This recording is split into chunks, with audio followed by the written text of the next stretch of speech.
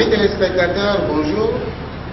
Nous vous remercions de nous suivre aujourd'hui pour la suite de la série d'émissions que l'ONG Mara, avec votre chaîne préférée Accompli TV, a bien voulu mettre à votre disposition pour que nous puissions en savoir un peu plus sur la destinée de l'Afrique.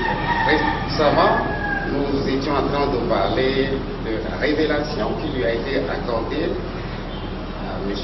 David Agossou, puisque c'est de lui qu'il s'agit, par rapport à l'affranchissement de l'Afrique, l'Afrique qui a été soumise à beaucoup de péripéties au cours des siècles, mais l'affranchissement concerne la libération de l'aliénation dont l'Afrique fait l'objet dans le monde. Aujourd'hui, nous allons parler d'un sujet très important, l'origine et le sort des Africains. Aujourd'hui, encore avec M. David Agossou, il y a le pasteur Joseph Lyon de l'ONG Mara et mon frère et collègue Tifan Aoudjinou Yeloukoumé pour conduire cette émission avec nous. Je vous remercie beaucoup.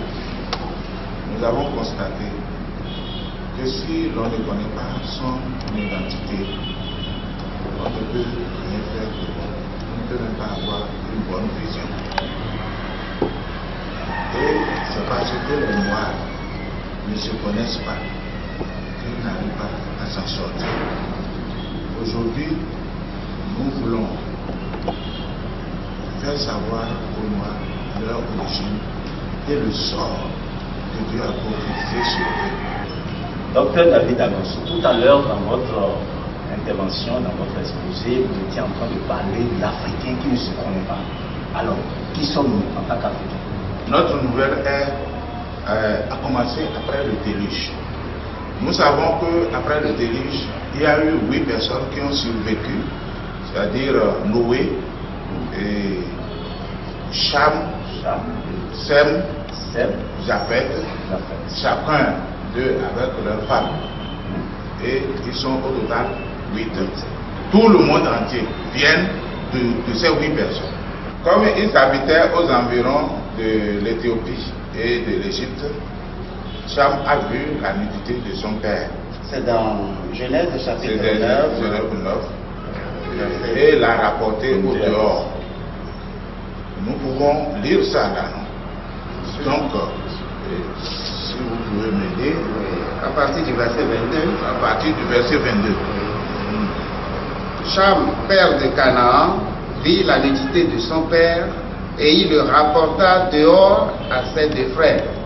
Alors Sem et Japheth prirent le manteau, le mirent sur leurs épaules, marchèrent à reculons et couvrirent la nudité de leur père. Comme leur visage était détourné, ils ne virent point la nudité de leur père. Lorsque Noé se réveilla de son vin, il apprit ce que lui avait fait son fils cadet. Et il dit, maudit soit Canaan, qu'il soit l'esclave des esclaves de ses frères. Voilà. Pour cela, il y a eu beaucoup de divergences. Ah oui. Beaucoup de discussions à ce sujet. Mais aujourd'hui, quand nous regardons ce que nous-mêmes nous vivons, nous allons voir que c'est vrai, ce qui s'est passé, c'est ça que nous vivons aujourd'hui.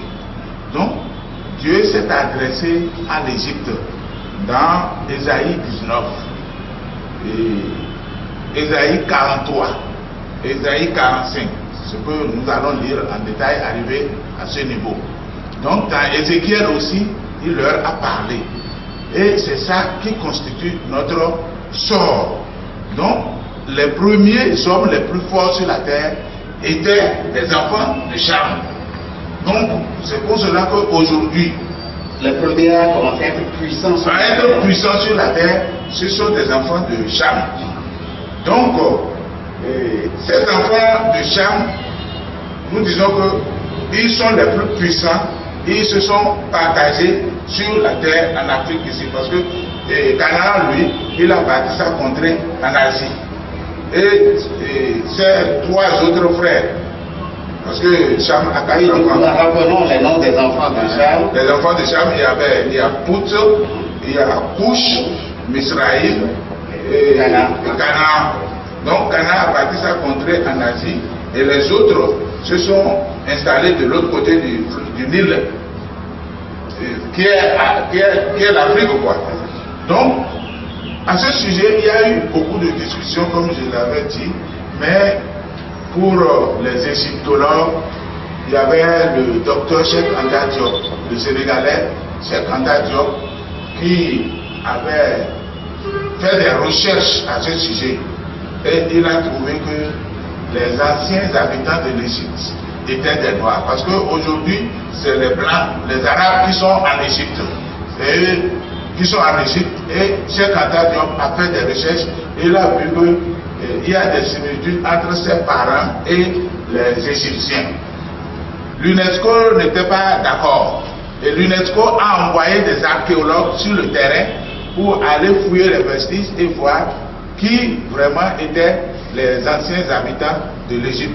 C'est ainsi qu'ils ont découvert avec preuve que les anciens habitants de l'Égypte étaient uniquement des Noirs. Justement, dans votre ouvrage, je peux même lire un rapport de Cheikh Anta Diop qui prouve cette assertion. Vous me le permettez? Oui. Alors, il dit, Cheikh Anta Diop, en disant que ce sont les ancêtres des nègres qui vivent aujourd'hui principalement en Afrique noire, qui ont inventé les premiers, les mathématiques, l'astronomie, le calendrier, les sciences en général, les arts, la religion, l'agriculture, l'organisation sociale, la médecine, l'écriture, les techniques, l'architecture. En disant tout cela, on ne dit que la modeste et stricte vérité que personne à l'heure actuelle ne peut réfuter par des arguments dignes de ce nom. Voilà ce que dit Cheikh Anta Diop dans son ouvrage. Dans son ouvrage Nation nègre et culture. À la page 401. Voilà. Donc, l'Afrique représentée par l'Égypte était la plus grande puissance qu'il y avait sur cette terre ici, comme il n'y en a jamais eu, c'était la première fois. Et pendant 1000 ans, l'Égypte nourrissait 80% de la population du monde. Jusqu'à un certain moment où Dieu a parlé. Donc nous allons arriver là. Donc c'est en 1974 que l'UNESCO a fait cette réunion au Caire avec les 18 égyptologues et les 2 égyptologues africains pour confirmer que les anciens habitants de l'Égypte étaient les Noirs. À partir de ce moment, normalement, toute l'histoire que nous avons apprise à l'école devait être revue. On devait rétablir notre histoire. Et on ne peut pas rétablir cette histoire sans aller en profondeur dans la Bible. Et comme les Africains ne se sont pas identifiés dans la Bible, personne n'en a parlé jusqu'à présent. Donc, il est nécessaire que les Africains relisent la Bible et qu'ils s'identifient dedans pour savoir que nous sommes des habitants de l'Égypte. Et en progressant, nous allons voir comment cela s'est passé et clairement jusqu'ici. Quand vous dites que l'Africain doit relire la Bible, écoutez, on a tellement fait d'études théologiques et tout, vous dites que ça ne suffit pas, ou bien qu'il faut maintenant lire la Bible à la lumière du fruit d'autres recherches? Les études qui sont faites jusqu'à présent, ce sont ce que les Blancs sont venus nous présenter. Et comme cette histoire que nous disons aujourd'hui, ça ne regarde pas les Blancs. C'est comme nous, toi tu rentres dans le foyer d'un couple qui sont en discussion et tu veux aller, comment on dit là, tu veux aller les séparer. Tu ne comprends pas l'un et l'autre, tu ne comprends pas cette difficulté. C'est comme ça que les Africains sont. Nous-mêmes, c'est nous-mêmes qui allons comprendre nos difficultés. Ce n'est pas le blanc qui est là-bas qui va comprendre notre difficulté. Lui, il comprend pour lui et c'est ce que lui peut faire. C'est ça qu'ils sont venus nous apprendre. Et en amenant l'évangile en Afrique ici, ils n'ont pas cherché sur quel genre de terre ils ont amené l'évangile. Or, Jésus nous avait enseigné entre-temps qu'il y a 4 sortes de terrains sur lesquels on peut semer. Mais normalement, en amenant l'évangile ici, ils doivent regarder quelle est la prophétie que Dieu a faite sur ces peuples noirs-là ou ces peuples africains. Ils n'ont pas regardé cela. Ils ont amené juste l'évangile comme ils le font chez eux. Et si je veux donner un exemple que tout le monde peut voir, c'est que dans nos tribunaux, par exemple, c'est la loi des Blancs qu'on a amenée dans nos tribunaux ici jusqu'aujourd'hui. Or, nous tuons les gens avec la sorcellerie. Et les Blancs tuent avec fusil. Ce qui fait que si tu vas au tribunal en tuant toute une famille, tu n'as pas de preuve. On ne peut pas te condamner. Ce qui fait que... Avec la loi du Blanc. Avec la loi du Blanc. Donc c'est la même chose que nous ne comprenons pas, que l'évangile que nous sommes en train de comporter, si nous ne nous identifions pas nous-mêmes dedans, on ne peut pas savoir les enseignements qu'il nous faut pour être sauvés. Oui, docteur David Agosu, qu'est-ce qu'il faut faire pour nous identifier? Parce que le mot revient chaque fois. Vous dites que les Africains ne s'identifient pas, les Africains ne connaissent pas leur véritable origine, les Africains ne connaissent pas leur place dans les Saintes Écritures. Alors, dites-nous concrètement, qu'est-ce qu'il nous faut faire en tant qu'Africains pour nous identifier dans la parole de Dieu? Je vous remercie pour cette question. Pour nous identifier dans la parole de Dieu, nous devons aller voir dans le sort de l'Égypte. Dans le sort de l'Égypte. Donc, l'Égypte aujourd'hui, c'est l'Afrique. Donc, en allant étudier le sort de l'Égypte, nous allons comprendre tout ce que Dieu a mis sur nous et tout ce que nous sommes en train de vivre là. Oui, on allons comprendre. Par la grâce du Dieu Tout-Puissant, il vous a fait l'honneur de vous accorder une révélation. Oui. C'est cette révélation qui nous réunit même autour de cette table, une révélation sur l'affranchissement de l'Afrique. Bon, alors, à travers vos recherches, vos études, quel est le sort? Je vous avais dit que le sort de l'Africain est le même que le sort de l'Égyptien. Alors, quel est le sort de l'Égyptien ou de l'Africain? Ça veut dire la même chose. Oui, voilà. L'Africain et l'Égyptien, c'est la même chose. Mais aujourd'hui, c'est que si nous voulons parler de l'Égyptien, nous verrons des Arabes. Et avec le temps, vous allez comprendre en progressant qu'est-ce qui s'est passé au juste. Donc, nous allons voir, nous rentrons de plein pied maintenant dans le sort de l'Égypte. Et nous irons à Ésaïe 19, qui est prophétisé 700 ans avant Jésus-Christ. Oracle sur Égypte. Voici l'Éternel est monté sur une nuée rapide. Il vient en Égypte, et les idoles des Égyptes tremblent devant lui, et les cœurs des Égyptiens tombent en défaillance. Donc, pour d'autres personnes, ils veulent voir Dieu venir en Égypte. Or, Dieu est en esprit. On ne peut pas voir Dieu venir en Égypte avant de croire. Donc, voici ce qu'un commentateur a dit. Quand l'Éternel viendra juger l'Égypte, les idoles trembleront devant lui et le peuple sera pris de panique.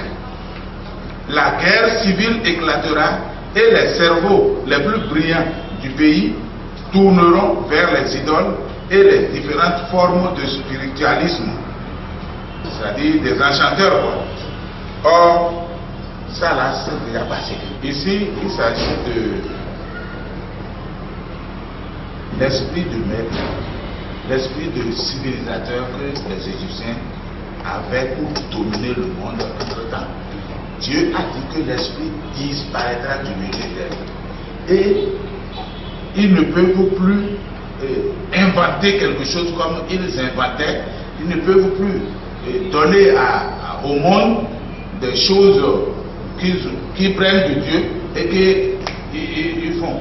Docteur David Agosu, cela veut dire que l'Égypte, à un moment donné, va s'affaiblir. À partir de cette prophétie, l'Égypte s'est affaiblie complètement. Et nous sommes, c'est ça que Dieu a dit à quelqu'un, il a fait le dessin de l'homme qui a les mains attachées derrière. Donc à partir de ce moment, c'est comme si nous avons les mains. C'est ça ce que nous pouvons véritablement comprendre par le sort de l'Afrique. C'est ça. L'Afrique qui était toute puissante, ou bien l'Africain qui était très fort au départ, à un moment donné, s'est affaibli complètement. Et j'ai envie de partager avec vous la lecture du même verset 3 dans ma version du semeur. Les Égyptiens perdront l'esprit et j'anéantirai leur politique. Ils iront consulter leurs sorciers, leurs idoles, ceux qui évoquent les morts et les devins. Donc du moment où l'esprit qui lui fait fort, qui lui donnait la force est enlevé, on ne sait plus rien. Donc c'est les enchanteurs, les idoles qu'on consulte. À ce moment, depuis ce moment. Voilà, donc c'est ce qu'on peut comprendre par le sort de l'Afrique, ou de l'Africain. Oui. Donc une Afrique toute puissante au départ, qui était très forte, par ces hommes qui inventaient ceci, cela, qui ont fait des découvertes au départ. À un moment donné, ils se sont complètement affaiblis et ils sont pratiquement à la traîne, on peut dire. Ils se sont livrés à l'idolâtrie, à l'occultisme. Et nous constatons aujourd'hui que l'Afrique est toujours dans l'idolâtrie, dans l'occultisme. Donc cela est lié à un problème. Voilà. C'est le problème de Cham qui nous a amené jusque-là. Donc pour la suite, je voudrais demander... Il y a quelque chose que j'ai manqué de dire au verset 2 là. Il a dit, j'armerai l'Égyptien contre l'Égyptien. Et l'on se battra frère contre frère, ami contre ami, ville contre ville, et royaume contre royaume. Et c'est vous allez voir aujourd'hui, on ne s'entend pas en Afrique. On ne s'entend pas pour faire quelque chose. Même deux personnes ne peuvent pas s'entendre pour créer une entreprise. Ils vont toujours le casser. Et personne ne s'entend. Et le mieux encore, c'est que pour vérifier que c'est vrai, vous allez voir que cette arme, qui est la sorcellerie que Dieu nous a donnée, ça ne combat pas le blanc. Si ça pouvait combattre le blanc, on aurait déjà pris toutes leurs richesses. Mais bien, ça ne combat pas le blanc. Et le blanc a cherché lui-même à comprendre ça-là. Il vient ici, il rentre dans nos couvents, mais jamais il n'arrive pas à pratiquer ce que nous faisons. De toutes les façons, le constat est clair. Nous ne savons pas ce qui ne va pas, mais l'Africain n'arrive pas à s'entendre. Avec son prochain. Tandis que les autres s'entendent, ils s'unissent pour construire, pour bâtir, pour développer leur pays, leur région, ainsi de suite. Et c'est là le problème fondamental. Voilà. Et même dans l'église, quand nous entrons dans l'église, vous allez voir que les frères ne s'entendent pas entre eux. Et les pasteurs ne s'entendent pas entre eux. Et les églises même ne s'entendent pas entre eux. Et quand on rentre dans l'administration, personne ne s'entend, chacun travaille pour lui, pour son propre compte. Mais on ne peut pas construire un pays comme ça là. C'est pour cela, si Dieu a mis ça comme ça, c'est pour qu'on ne s'entende pas et qu'on ne reconquiert pas nos biens qu'il a donnés aux autres. Donc tant que nous serons dans cette façon, dans cette qualificative, dans cette façon de faire, on ne pourra jamais s'en sortir. Je voudrais rapidement, avec votre permission, évoluer vers le verset 4 qui dit que « Et je livrerai l'Égypte entre les mains d'un maître sévère. Un roi cruel dominera sur eux, dit le Seigneur, l'Éternel des armées. » Est-ce que cela fait allusion à la colonisation qu'on a connue en Afrique? Oui, exactement comme vous venez de le dire. Ça a fait allusion au colonisateur qui viendra par la suite. Qui est venu parce que les gens se sont réunis à Berlin à la suite de la prophétie. Les gens se sont réunis à Berlin et ils ont partagé l'Afrique comme ils veulent. Et ils sont venus en Afrique ici et ils nous gèrent jusqu'aujourd'hui. Et malgré tous les moyens que nous cherchons pour nous en sortir là, impossible, ça ne marche pas. Vous allez voir qu'on cherche des moyens et même ils nous aident parce qu'eux-mêmes n'ont même pas compris la chose. Mais ils nous aident jusqu'aujourd'hui. Vous leur posez la question, eux-mêmes vous diront que l'aide que nous envoyons, nous voyons que vraiment l'aide là, ça ne porte pas son fruit. Docteur Grosso, moi j'ai peur. Il y a une question qui me vient tout de suite à l'esprit. Oui. Qu'est-ce que l'Africain va devenir? Est-ce que réellement l'Africain peut s'en sortir? Bon, moi, de ce gouffre, de ce fossé? Je vous dirais de ne pas vous inquiéter, parce que c'est Dieu le Créateur même qui a fait ça. Et quand nous continuons d'analyser le sort de l'Égypte, nous verrons que dans son sort-là, on sera béni à la fin. Oui, le verset 5 dit: les eaux de la mer tariront, le fleuve deviendra sec et aride, les rivières seront infectes, les canaux de l'Égypte seront bas et desséchés. Est-ce que ceci fait allusion au changement climatique ou quelque chose? Eh bien, nous, les scientifiques, vous voyez qu'il y a changement climatique aujourd'hui. Mais vous allez voir que avant, dans son temps, l'Égypte nourrissait 80% de la population du monde. Mais à partir du moment que Dieu a dit ça, c'est les semoules que les Blancs vont nous envoyer en Afrique avant qu'on ne mange. Et les semoules qui sont arrivés à prévention, la date de prévention arrive là, c'est ça, on nous évacue ici. Les poissons, parce qu'il a dit que, bon, je ne sais pas si on est déjà arrivé là, le fleuve sera infect. Le fleuve sera infect. À partir de ce moment, c'est les poissons congelés que nous avons commencé par manger. Alors, pour un pays qui donnait 80% de la nourriture, aujourd'hui, nous sommes les plus pauvres et tout le monde vient pour nous aider en nourriture. Si on arrête les importations de nourriture aujourd'hui, regardez quel serait notre pays. Ça, c'est la parole du Créateur que personne ne peut changer si ce n'est pas Dieu. C'est ça. Et ce qui faisait en fait la force de l'agriculture égyptienne et africaine, c'était le Nil. C'était le Nil. Et maintenant, si vous voyez, si nous allons dans Ézéchiel, la 10e année, le 12e jour du 2e mois, la parole de l'Éternel me fut adressée en ces mots: Fils de l'homme, tourne ta face vers Pharaon, roi d'Égypte, et prophétiser contre lui et contre toute l'Égypte. Parle, et tu lui diras, ainsi parle le Seigneur l'Éternel. Voici, j'en veux à toi, Pharaon, roi d'Égypte, grand crocodile, qui te couche au milieu de tes fleuves, et qui dit: mon fleuve est à moi. C'est moi qui l'ai fait. Je mettrai une boucle à tes mâchoires. J'attacherai à tes écailles les poissons et les poissons de tes fleuves, et je te tirerai du milieu de tes fleuves. Donc, voilà ce qui s'est passé. Dieu a représenté Pharaon comme un crocodile qui se bavardait dans son fleuve. Parce que Pharaon a dit que le fleuve, le Nil est à lui. C'est quand Dieu voulait se révéler à Pharaon qu'il est parti le voir. Pour dire que c'est moi le Créateur. Et Pharaon disait que non, il n'y a pas de Dieu sur la terre si ce n'est pas lui. Pharaon. Et Dieu a dit non, c'est moi qui t'ai créé et qui ai créé tout ce qu'il y a sur la terre.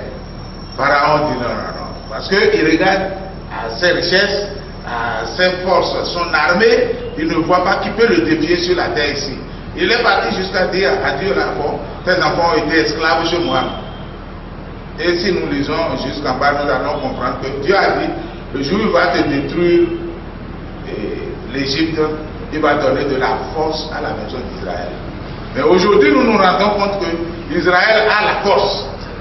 Mais le noir ne veut pas accepter son sort que Dieu l'a rabaissé. Le noir ne veut pas accepter ça. C'est là où nous voyons qu'il nous reste à faire. Au sujet, allons au verset 8.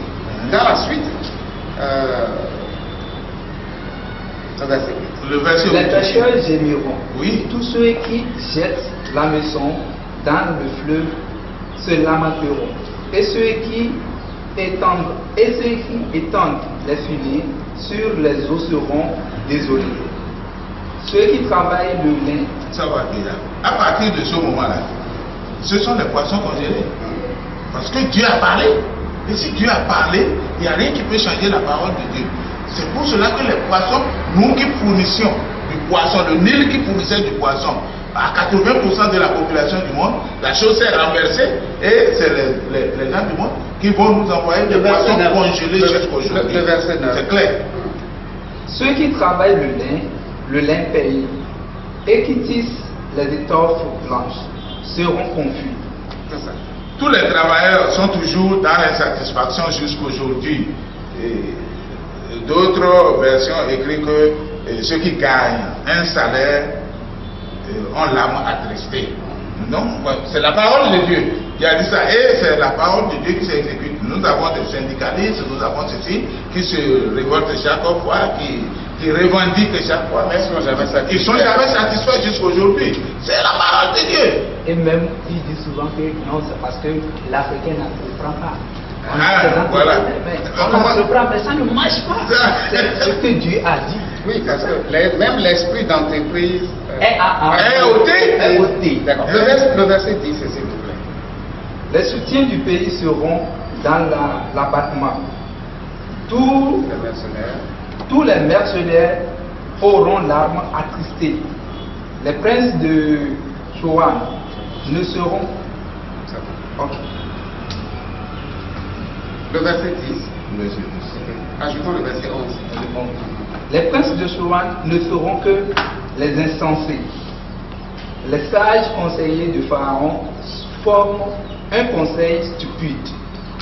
Comment osez-vous dire à Pharaon, je suis fils des sages, fils des anciens rois? Donc nous voyons là, depuis le verset 10, tous les soutiens seront dans l'abattement.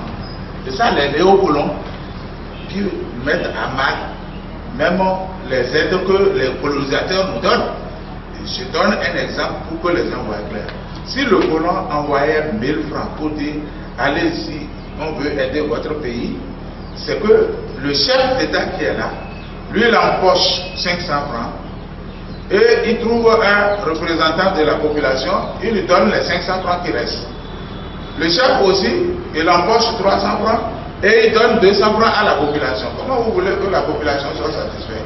C'est pour cela que jusqu'aujourd'hui, nous sommes dans l'insatisfaction. Parce que si en réalité, il y avait un ordinateur pour calculer les aides que les Européens nous font dans ce pays, je crois que chacun de nous sera doté d'1 milliard, 1 milliard comme ça. Mais nous sommes toujours dans la pauvreté. Ah oui, nous sommes toujours dans la pauvreté. Et mieux encore, c'est que ces gens détournent l'argent pour aller construire dans les pays qui nous envoient l'argent ici. Et ils vont investir là-bas. C'est le colonisateur. Donc c'est toujours la malédiction qui est en train de nous manipuler comme ça. Voilà ce qu'on peut apprendre sur l'origine et le sort des Africains noirs. Nous espérons vous retrouver la prochaine fois dans l'évolution de cette série d'émissions sur la destinée de l'Afrique. À très bientôt.